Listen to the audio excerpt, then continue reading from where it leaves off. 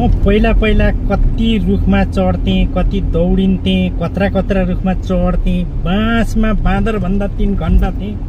यताबाट उता, उताबाट यता, कत्रा कत्रा लप्सीका रुखमा, ओखरका रुखमा चढ्थेँ होइन। कत्रा कत्रा रुखमा चढेर घाँस झार्थेँ।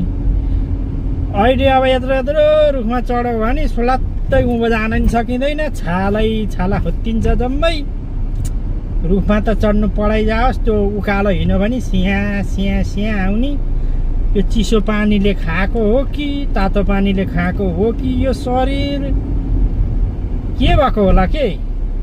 त्यही भएर अब गाउँतिर बस्यो भने त 2-4 महिनामा फेरि पहिलाकै जस्तो लेभलमा आइयो भने त काम त दह्रो गरिहालिन्छ नि। खेतीपाती अब चाहिँ बाँदरले चाहिँ अलि खतम पार्ने हो। अब बाँदरले चाहिँ अब गाउँको सस्ता आवश्यकता परे जस्तो छ लेख खड्कालाई। गाउँले बोलाइसके जस्तो छ लेख खड्कालाई। अब हेरौँ